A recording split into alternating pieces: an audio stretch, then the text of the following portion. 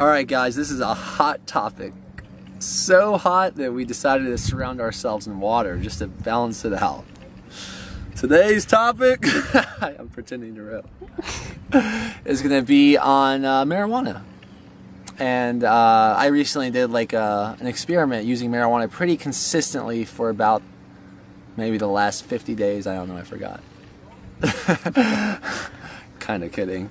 But luckily enough, right when I was feeling the urge to do a video about it, our friend Brian here from Canada, or Canadian, our Canadian friend here, came on our retreat in Traverse City, and you were quite passionate about cannabis. I am, yes, yes.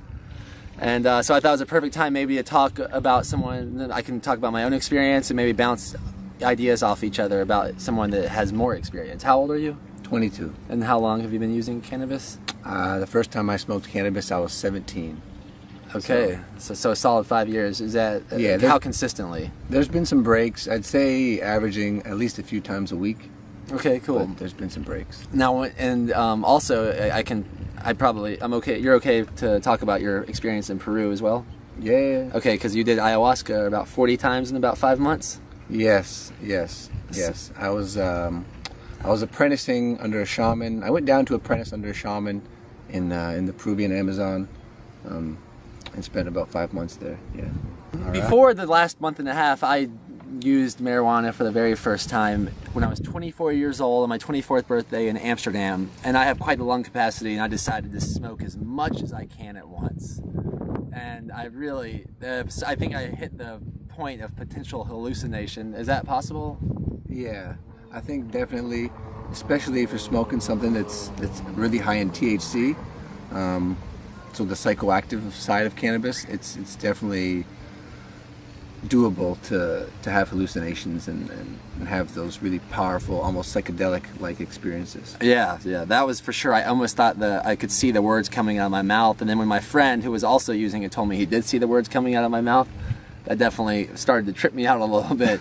But the reason I want to bring that up is because now that I have a little more experience with it, and I have a lot more experience with coffee, you know, using it myself, that I thought of the analogy that the first time someone's using cannabis or any type of marijuana product, and then the same with coffee or the same with alcohol, you want to tell them to drink 15 beers, or you want to tell them to drink a handle of liquor, or you want to tell them to have 12 espresso shots, because most likely their experience will not be that conducive to growth. It's more of a, you lose yourself rather than finding things about yourself. Yeah, it'll be overwhelming. It'll be overwhelming, and you won't know how to deal with this new sort of state that you've found yourself in. I think in terms of cannabis, I think that very thing is what puts a lot of people off of it. Their first time having too much, and then having potential, what you call a bad trip or paranoia or whatever, and they sort of freak out. And then their relationship with that can be ruined for a long time. Yeah, so that's the first thing is first. If for any reason someone's going to be trying cannabis for the first time based on this video, or maybe it'll spark an interest, pun intended, we're getting off the shore here, that it's very important to use it, in my opinion, for the first few times or your first experiences, to use it very moderately. You don't have to go over the top, just like coffee. If you've never drank coffee before and you want to drink coffee after this video, I wouldn't tell you to drink 10 espresso shots. I wouldn't tell you to hit a gravity bong of marijuana. And I wouldn't tell you to drink a bottle of liquor for the first time experimenting with alcohol. So if you're going to use it, and don't be used by it. Mm-hmm. Try it just a little puff, wait 30 minutes. How would you recommend it, like a first time user? Yeah, I mean, if you're going to smoke, a few inhales maybe, and yeah, wait 30 minutes, wait an hour maybe. Well, if you're smoking, you don't have to wait that long, maybe 30 minutes. If you're eating... Yeah, if you're eating, that's a whole other story. That's a whole other story. I don't know if I want to get into that on this video. I know that's, I've heard this multiple times. I had one space cake. I didn't feel anything, so I ate another one, and then I hated my next 20 hours. Like, yeah. So how long do you think you have to wait if you're going to eat something to feel the effects? I would say at least an hour to 2 or maybe 3. I mean, if you have nothing in your stomach, then it's going to kick in faster. But if you have like a full meal in there, it could take upwards of 2-3 hours. By ingesting that plant, you're actually tuning into its sort of spirit or frequency, whatever you want to call it, which of course, it being a plant, it's immersed in nature, and I guess it knows that. Modern man, I guess we're kind of disconnected from our relationship with nature. We are a part of it. We like to externalize it and call it, the environment or what's out there, but we're part of this natural world. And I think, at least for me, cannabis and other plant medicines really help bring that to the forefront of my consciousness, that I am a part of this world and this nature, and everything we have and our bodies are made up of natural living organisms that have died and reproduced or allowed us to sustain ourselves. Yeah, and I think what I hear is that, and what I feel when I do induce some of the sacred herb, is that I take on the plant's perspective. And I think that's another reason for me, when I did it in the past, and it may have not been technically legal. Now I have a license. I went through the California laws. I got a California card, and I buy it legally from a dispensary. That plant that's being grown in a legal environment, I think, has a much less of a paranoid environment than, say, if a drug dealer, like say if any illegal drug dealer was growing it, stuffing it in his butt, and dealing it on the streets. It takes on a totally different energy than one maybe that's grown with care, nurture, and love.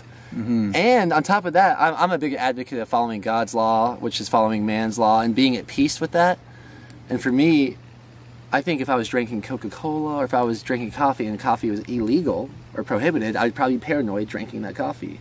I'd be like, oh, the cops, who's seeing me drink this? Who's judging me? Yeah. So I'm a big fan of the legalization of marijuana. And with this, I don't want this. There's a whole nother hours and hours of video that you can find anywhere. Who's a good person? Maybe like Joe Rogan or someone. Joe Rogan's definitely been a huge proponent for legalization and, I guess, responsible use for the spiritual as well as medical and physical benefits of it. I mean, he wrote a blog post that really inspired me years back called "I Like to Get High and Work Out," which was all about him talking about getting high and hitting his heavy bag and doing like intense exercise and just tapping into that sort of primal feeling and the energy of your body, and really going deep and using it to enhance your physicality and your awareness, which is something that's pretty much these days, unless I'm just relaxing, I'll pretty much always, anytime I'm going to smoke cannabis, it's going to be in a context of enhancing some sort of exercise or yoga practice. If you're big into yoga and you've never tried cannabis, that could be really transformative for you. Here, we'll paddle and talk a little bit, yeah, just because we're getting into people's yards, like maybe more this way. Yeah, I find okay. the more you do it and the more in tune with your body you get, then the more it'll raise that to an even higher level when you ingest a substance like cannabis, which for me is invaluable, especially in something like yoga where you're so concerned with posture and breathing, and it can be very strenuous, but so strenuous and even potentially painful, depending on how hard you're working out. And I find it allows me to feel through the pain and to breathe through the pain, or whatever the sensation is, the discomfort that might come with your exercise, your yoga practice. It just makes it so much easier to get through. That's interesting. Yeah, and to get through and to remain calm and to remain. Well, there is a lot of people use it for pain, the treatment of pain. Yeah. Here, we'll paddle forward so we don't run into that dot, like back towards that way, which is also another. I mean, if we just want to scratch the surface of why an actual weed, may have been banned, let's just take a quick look at the pharmaceutical industry and see what a competitor marijuana is to some of the biggest name drugs out there. For me, it's some of the best sleeping medicine I've ever came across. So right there, you're competing with billion-dollar companies. Yeah. That anyone can grow in their own yard. Of course, I mean, come on. Like, that's one of the reasons I was so fascinated by it, beyond like listening to a lot of Rasta music and Bob Marley growing up and having a lot of inspirational figures speak about it in a positive way. is that it's just clear to me that there's obviously some sort of conspiracy behind it, because it's a weed that can take out pharmaceutical industries. Yeah. I mean, I got it based, the marijuana doctor gave it to me for ADHD, and he was a huge advocate of marijuana for ADHD because it helps some people focus, especially the sativa blend. So right there, you kind of got to think for yourself. We're talking about something that grows in nature naturally. Do you know where it was first found? Or I believe it comes from India originally. I don't know if there's hard science on that. That's my guess. That's kind of my best guess. Is India, although I would imagine Asia, parts of Asia would have had it as well. But there is information and documentation that says that, you know, most human societies, if not all, that have had access to this, have really seen it for its potential for healing and use it as a medicine, use it for fiber and for food. I mean, if you look at the male plant, the hemp plant, which has a complete protein in the seeds and a perfectly balanced ratio of essential fatty acids. It's just so many uses and so easy to grow and so potentially beneficial. a weed. And yeah, so It's crazy. There's a lot of money at stake if we embrace that in our culture. Yeah, and forget the medicinal aspects for a second. Just like you said, the industrial uses of it. I mean, you can use it for paper, food, oil, Clothing. And I think a lot of times marijuana has the rep it does because the lobbyist of those companies that are the competitor of marijuana, whether it's a pharmaceutical or a drug company or an industrial company, of course they're going to benefit from demonizing marijuana. So it takes out one of the competitors.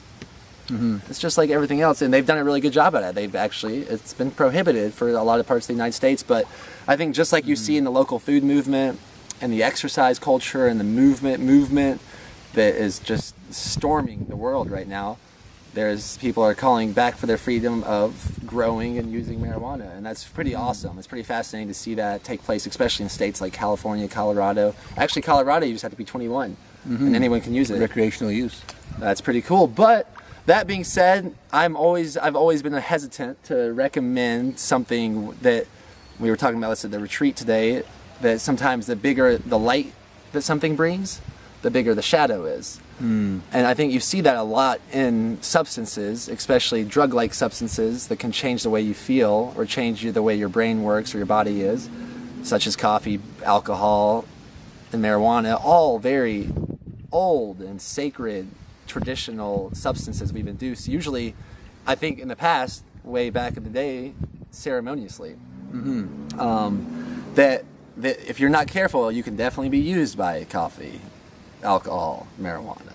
That you can definitely use it to escape. And that's why, as being a rah-rah, we love reporting the truth, but at the same time, I am aware of the shadow side of just, you know, it's just kind of like, I have a protective, I personally feel a little protective sometimes over my audience to recommend things such as that, because just like over your kids, like maybe someone has had one of the greatest times of their lives over marijuana, they've had breakthroughs, they've shifted paradigms, they've learned how to drive boats better. Actually, I don't recommend that, but they've just learned a lot from it, but they don't want to tell their kids about it. It's a little taboo because they know they can also, if you do too much of it, then it becomes a very scary experience, or someone could do something they regret, or something they're not doing. Actually, it almost becomes manipulative. They're not acting no longer how they feel. It becomes too intense. Yeah. So I'm just wondering, since you're probably more of a public advocate with your friends, and maybe I have that more of that parental or father, like, I don't know if I want to tell my audience about this. How would you recommend it, like in a safe? Do you think anyone could use it anyway, or how do you recommend getting it? Or, I mean, it's tough. It's tough. Depending on where you live, if it's illegal, then you're definitely gonna have to technically break laws to get some cannabis. Although in Canada, you can argue whether it's actually it's almost considered legal. I mean, the police aren't worried about kids smoking pot. okay. So getting it, I mean, you want to get it from somebody who you can trust, ideally, if you have that option. And then as far as trying it, I mean, just rolling a little joint or a little spliff, or having a little toke. A vaporizer is always nice if you have a I know in Toronto, where I'm from, and other places, they have vapor lounges, so you can go in there, pay $5, bring your own herb, bring your own cannabis, and use their vaporizers. And what's great about that is that there's no actual smoke, so it's not harsh on the lungs. If you've never smoked anything, it can be pretty irritating and discomforting. Yeah, and I've also heard that's just sometimes from the heat. Yeah. Having that hot air into your lungs. Exactly. And so the vaporizer is definitely, I think, my most recommended way. Although there's still something about like rolling a joint or a spliff and sharing that with friends that just has just a very special feel to it. But then, yeah, I mean, be smart. Don't do it.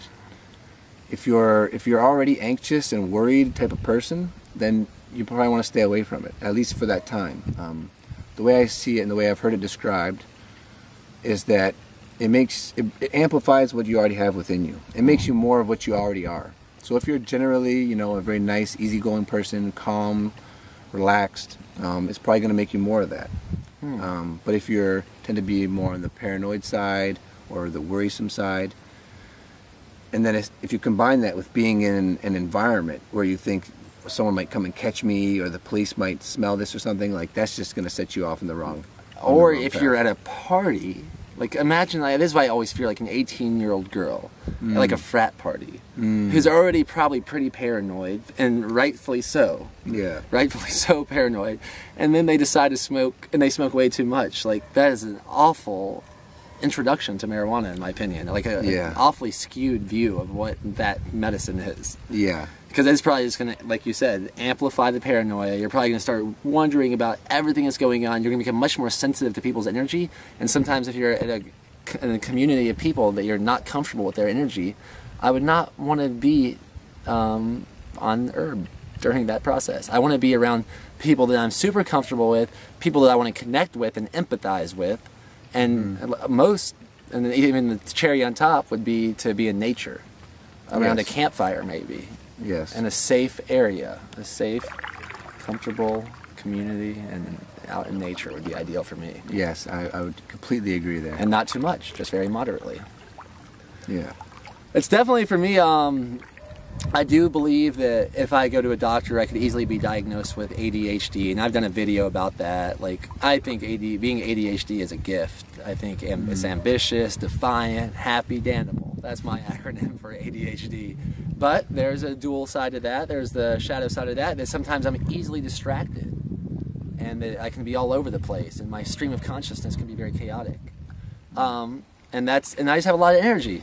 So sometimes if I want to sit down, and maybe if a friend is going through a tough time, or I'm having a hard time seeing things from their perspective, or maybe I'm feeling a lack of empathy, I have realized that if I do smoke a little bit and then I sit down and talk with them, and I think it's very important personally for me, I like to set an intention before I smoke of what I want the marijuana to do for me. Do I want it to bring me closer to God? I usually am praying for it to bring a closer connection to God, to Jesus, to my friends, to my family, that I connect better. That's usually my prayer, and I want it to be good for me, my body, my soul, my spirit, my psyche. I want that to add value to all of that. And then I've noticed that sometimes I just see things from it's like I'm experiencing it for the first time, like through a baby's eyes or a beginner's eyes, and I can empathize with the people around me to a much greater capacity. And that's been a real blessing. And beyond just my own testimony, people have noticed that. You know, I have friends that I'm not sure exactly how I feel about this, but they want me to smoke weed. They like me better. Today I haven't smoked, but after my time in the Amazon, doing a lot of reading about shamanism and plant spirit healing and just herbal medicine, just this overwhelming idea that, I mean, plants have been around longer than us, right? They've been on this earth a lot longer than us. And I believe that they've been learning how to adapt to the environment. That's why they're so medicinal. They have all these compounds within them that help them to adapt to their environment, which is why when we take them in, they can be medicinal for us, because we can benefit from those same compounds. And so, yeah, they offer perspectives. They offer different perspectives, and they allow us to get connected to ourselves more, I believe, and to the environment around us, and to, I think, to a spiritual side of us. And the way the belief that I have is that sort of each species of plant has its own spirit. Like plants to me are conscious spiritual beings. Not necessarily each individual one, but each sort of family of plants. They have sort of a shared spirit, which almost, and this might sound bad, but almost like possesses you in a way when you ingest it. But not that it takes total control if used mindfully. Of course, you're still in control. You're kind of just benefiting from its perspective and its presence. Yeah. Yeah, I definitely have I see both sides of it. I see from, first of all, it will help you question. If you want to question things, and that can be scary for a lot of people. Some people want to be left in the dark. They don't want to ask those questions. And I think that's another reason a lot of times paranoia comes in, or that all of a sudden they go down like a schizophrenic rabbit hole, or a rabbit hole of like everyone's out to get them. And I think the more you're in denial about that, the more likely that is going to happen. But for me, I have these questions, but I really try to have the intention that I want to have fun with these challenges. I don't want it to be a thing that consumes me. I don't want to be worried all day about the apocalypse or the Illuminati or whatever the plants might bring up for me to study. I want to make sure to have fun with it. If originally it was just sort of a social party thing, which I think for a lot of people that's how they start, but I've seen it with friends of my own. It doesn't take too long before it becomes almost a very isolating thing, and you find yourself just smoking and staying in your room and watching YouTube videos. The basic nature of plants and all these things is like to thrive and be healthy, and I believe that's true for us too, that by our nature we're meant to be healthy and vital and thinking clearly and learning and growing. And when we go against, or when we set ourselves up in situations that don't contribute to our health, and then we add a substance on top of that, it's just going to make it that much stronger. Yeah, I would highly recommend watching the movie The Botany of Desire. I think Michael Pollan might be the narrator, who also wrote In Defense of Food and Omnivore's Dilemma. But he has a fascinating perspective of it. It's basically the plant's perspective of how a lot of times humans, like, you know, us being as self-centered as we are and thinking that we're in control of everything. So many, not everyone, but sometimes we fall victim to that. A lot of people do. That we think that we're in control of marijuana, or that we think that we're in control of apples, or we think we're in control of potatoes. I think those were some of the examples he used. But in reality, are we sure that it's a good question? Is these plants using us? Or is marijuana using us because it's created this substance of THC or CBDs or all these beneficial properties for humans to ingest, so we would grow more of it, and it could spread out, and it could flourish. And just like apples, you know, apple trees are genius enough to produce an edible fruit that's good for us, that has seeds in the inside, that a lot of times people and animals carry apples with them, and they digest the seeds and poop them out, or the seeds fall when they're eating, and it gives the apple the opportunity, the apple tree, to grow somewhere else and grow somewhere new. And it's kind of interesting to feel that, just to surrender to maybe we're not as in control as we think. Maybe there's something much bigger going on, and that we can be in harmony with all these plants around us. Well, I still have my own dualistic thoughts about it, and I brought it up to Brian today, sometimes about plant medicine. Is it just giving us like a peephole to a higher level of consciousness? And is that preventing us from reaching that higher level of consciousness permanently in eternity? And then those could just be some religious fears that are based on reality, or they could just be based on fears and maybe egotistical thoughts, and maybe people that were in power and that wanted profit to control us with fear. But what it has done, at least for me, what I look at it is like, I'm in a place where when I want change to take place, I think we need an awareness and acceptance and action. And this has, with the aid of cannabis and my intentions and prayers and surrounding me with certain types of people, I've started asking these questions, and this has been brought to my awareness, and I'm accepting that I'm insecure.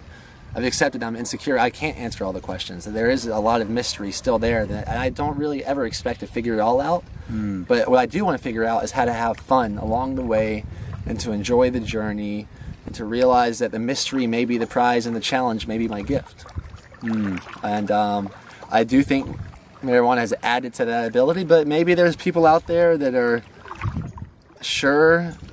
We talked about this also in the retreat, that I think to the shadow side of faith is doubt, and I have a lot of faith, but I have a lot of doubt, and they're just two different sides of the coin. But maybe some people speak, about religion and the afterlife and certain aspects that are more debatable, like they're 100% sure about them.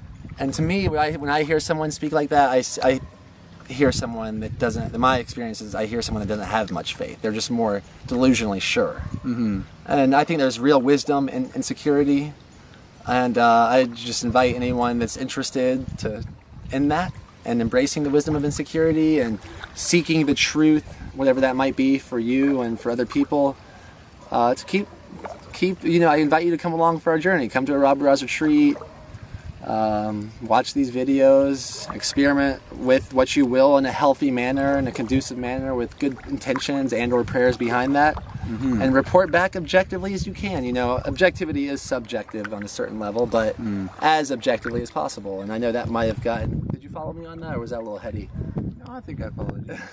You might just be a little heady. Maybe some people. You might be a little heady too. I think so. As you can tell, that busy street with all that hair up there. Yeah, I'm feeling pretty complete about this subject for now. I know some people from the retreat recommended that we start doing a segment on the Rob Ross channel, like a bowl with Danimal. I did not smoke today. Have you? No. I know some people like to write. There's another dualistic nature. Is like there's so many judgments about marijuana or whatever it might be, alcohol, that sometimes when you see someone that's on marijuana, other people have a tendency to be like, oh, he's just high. And he does whatever he's saying doesn't matter. He's just high. Yeah. But I don't know. Some people have that same perspective on dreams, and sometimes I wonder if dreams are closer to reality than our wake state. And I mean, for anyone that thinks that, just look at so many of the great thinkers of our time who have admitted to using marijuana. Carl Sagan comes to mind. Countless artists who used it for their inspiration. And yeah, I don't believe that an insight gained under the influence of a substance or in a different state of consciousness has any less value than an insight or something learned in a regular sober, a quote-unquote sober state, which is something I've been questioning a whole lot lately. That are we ever really sober? There's always something going on biochemically or our neurotransmitters. There's always something. It's just usually more subtle than it is noticeable.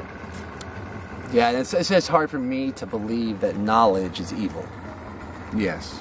That's where maybe I'm not saying that I need to go experience everything to have a better understanding, but a plant that grows from the ground that many inspirational people have used, and great spiritual leaders, and who knows, there's definitely the control aspect. Maybe more people have used it that we don't even know about, but I want to be complete. I don't want to keep secrets, and I want to share that I am using it currently, and this is my experience. I tried to summarize a lot of my experience for this video, so hopefully it resonated with you, or intrigued you, or maybe even triggered you, and that would be a blessing in itself. I think when we get triggered by someone telling the truth, that it's a great growth opportunity to look at it. What is in ourselves that this person is triggering or reflecting that we don't know about ourselves, we don't understand, or we don't like about ourselves, or we want for ourselves? So yeah, thank you for being brave enough to take a look in the mirror if you're still here with us. And if you are still here with us, what would be a good keyword? Good keyword? What's a funny slang for marijuana? What's one of the funniest slangs you've heard for marijuana? Funny slang for marijuana. There's grass, ganja. Just say reference about the battery getting low. That was your battery is low, or did your battery get low there? And then we'll know you stuck with us the whole way. And if that's so, if we have enough people doing that, maybe we'll make more longer videos on somewhat complex subjects such as this that don't get talked about too often. They're maybe hidden a lot, hidden for whatever reasons, whether it's for power reasons or profit reasons, or just because maybe it's easier to control people that don't think outside the box. They don't think for themselves. They don't take on the plant's perspective. They take on the media's perspective. Tell lies to my vision. Television. Anywho, you feeling good? I'm feeling great. Do you have a video you want? to plug anything that you do? Do you have any like websites or anything? Or I have a website, brianhardy.net. More to come on there right now, or more to come in the future. I have Twitter. It's Brian_Hardy. Facebook as well, Brian Hardy. And yeah, thanks for having me. Yeah, how was your, real quick, I know we might get you in a testimony, but how was your experience at the retreat? The experience in the retreat was great. Taking the time to get away from the city to get in touch with the great outdoors here, this beautiful clean air and just green and trees all around. But then also to be around people that want to grow and that want to be honest and that want to know what's holding them back and what they're doing great, and so they can keep improving and growing in their lives.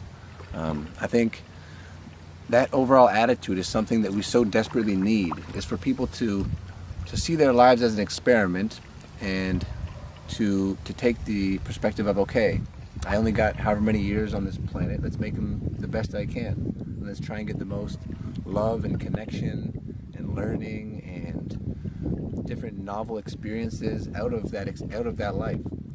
And so I think something like this for me has definitely been a great way to work on my own self-experiments, to work on my own judgments or thoughts or things that I'm dealing with, and to have people reflect that back to you is very, very helpful for me. Yeah, I'm really, I'm stoked to hear that. And for me, I continuously get big takeaways and revelations or epiphanies at these experiences, because we always have so many great teachers that come on the retreat. But I really do believe, as just great life advice, is to continuously to ask for what you want and to not be attached to getting it. That was one I got from last night. And then today I was just thinking about the concept of how much divine light is pouring on us, and the more that we're able to accept that divine light, then maybe the more of a shadow we have. But that's why I believe God gave us a heart and a spirit, is to shine light on that shadow and to maybe get a more holistic feel, a whole feeling of having light from all directions and to be a light beam.